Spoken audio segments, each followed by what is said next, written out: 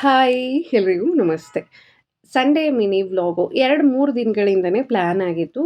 ಈ ಸರಿ ಚಿಕ್ಕದಾಗಿ ಎಲ್ಲಾದರೂ ಪಿಕ್ನಿಕ್ ಹೋಗಿ ಬರೋಣ. ಯಾವಾಗಲೂ ಮನೆಯಲ್ಲೇ ಇರ್ತೀವಿ, ಬೇಜಾರಾದಂಗೆ ಆಗೋಗಿದೆ. ಎಷ್ಟೋ ಸರಿ ಹೋಗಬೇಕು ಅಂತ ಅಂದ್ಕೊಳ್ತೀವಿ, ಆದರೆ ಹಸ್ಬೆಂಡ್ ಡ್ಯೂಟಿ ಫ್ರೀ ಇರಲ್ಲ. ಈ ಸರಿ ಇತ್ತು.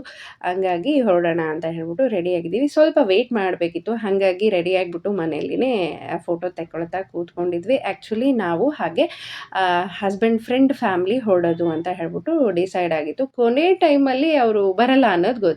ಇನ್ನೇನು ಅಂತ ಹೇಳ್ಬಿಟ್ಟು ಹೊರಡ್ವಿ. ಇದು ಸಿಟಿಯಿಂದ ಒಂದು 10ರಿಂದ 15 ಕಿಲೋಮೀಟ್ರು ದೂರದಲ್ಲಿದೆ. ತುಂಬ ಚೆನ್ನಾಗಿರುವಂಥ ಜಾಗ. ನಾವಿಲ್ಲಿಗೆ ಬಂದು 11 ವರ್ಷ ಆಯಿತು. ಬಟ್ ನಾನು ಹೋಗ್ತಿರೋದು ಇದೇ ಮೊದಲೇ ಸಾರಿ. ಮಕ್ಕಳನ್ನೆಲ್ಲ ಸ್ಕೂಲ್ ಟ್ರಿಪ್ ಥರ ಕರ್ಕೊಂಡೋಗಿದ್ದಾರೆ ಅಂತ ಹೇಳ್ಬಿಟ್ಟು ಮಕ್ಕಳು ಹೇಳ್ತಾ ಇದ್ರು. ಇನ್ನು ಹಸ್ಬೆಂಡ್ ಕೂಡ ಅವಾಗವಾಗ ಹೋಗಿ ಬಂದಿದ್ದಾರೆ. ಮಿಂಚೇರಿ ಗುಡ್ಡ ಅಂತ ಹೇಳಿ ಇದನ್ನು ಇವಾಗ ಡೆವಲಪ್ ಮಾಡ್ತಿದ್ದಾರೆ. ಇದರಲ್ಲಿ ಜಿಪ್ ಲೈನ್ ಮಾಡ್ತಿದ್ದಾರೆ. ಇದರಲ್ಲೊಂದು ಬ್ರಿಟಿಷ್ ಕಾಲದ ಭವ್ಯ ಬಂಗ್ಲೆ ಇದೆ. ಸೊ ಅದು ನೋಡುವಂಥ ಪ್ಲೇಸು.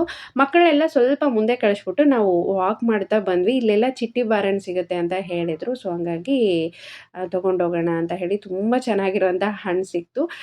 ನೋಡಿ, ಕೆಳಗಡೆಯಿಂದ ಮೇಲೆ ಬರೋದಕ್ಕೆ 3.5 ಕಿಲೋಮೀಟ್ರ್ ಏನೋ ಆಗುತ್ತೆ. ಮತ್ತು ಮಧ್ಯದಲ್ಲಿ ಹತ್ಕೊಂಡು ಬಂದ್ವಿ. ಇದೆ ಭವ್ಯ ಬಂಗ್ಲೆ. ಒಳಗಡೆ ಎಲ್ಲ ತುಂಬಾ ಚೆನ್ನಾಗಿದೆ. ನಾವು ಬರೋದೇ ಲೇಟ್ ಆಗಿತ್ತಲ್ವ, ಅಲ್ಲಿ ಕೆಲಸ ಮಾಡೋರು ಊಟ ಮಾಡ್ತಾಯಿದ್ರು. ಅವ್ರಿಗೆಲ್ಲ ಊಟ ಕೊಟ್ಬಿಟ್ಟು ನಾವು ಕೂಡ ಊಟ ಮುಗಿಸ್ಕೊಂಡ್ವಿ. ಎಷ್ಟೊಂದು ಊಟ ತೊಗೊಂಡು ಹೋಗಿದ್ವಿ. ಬೇಜಾರಾಗ್ತಾ ಇತ್ತು, ಜಾಸ್ತಿ ತೊಗೊಂಡು ಬಂದಿದ್ದೀವೆಲ್ಲ ಯಾರಿಲ್ಲ ಅಂತ ಹೇಳಿ. ಅನ್ನದ ಋಣ ಇತ್ತು ಅಂದರೆ ಯಾರೋ ಒಬ್ಬರು ಬಂದು ಜಾಯ್ನ್ ಆಗ್ತಾರೆ ಅನ್ನೋದು ಸತ್ಯ ಆಯಿತು. ನಿನ್ನೆ ಅನ್ಎಕ್ಸ್ಪೆಕ್ಟೆಡ್ ಆಗಿ ಹಸ್ಬೆಂಡ್ ಫ್ರೆಂಡ್ಸ್ ಎಲ್ಲ ಬಂದರು. ಮತ್ತು ಅವರೆಲ್ಲರೂ ಕೂತ್ಕೊಂಡು ಊಟ ಮಾಡಿದರು. ಹಾಗೆ ನಿಜವಾಗ್ಲೂ ಅಲ್ಲಿ ಹೋದಾಗ ಎಷ್ಟೊಂದು ಖುಷಿ ಅಂತ ಅನ್ನಿಸ್ತಾ ಇತ್ತು. ತುಂಬ ಚೆನ್ನಾಗಿರುವಂಥ ಜಾಗ. ಜಿಪ್ ಲೈನು ಅದೆಲ್ಲ ಆದಮೇಲೆ ಇದೆಲ್ಲ ಓಪನ್ ಆಗುತ್ತೆ ಅಂತ ಖಂಡಿತ ಒಂದು ಸಲ ಹೋಗಿ ಬನ್ನಿ.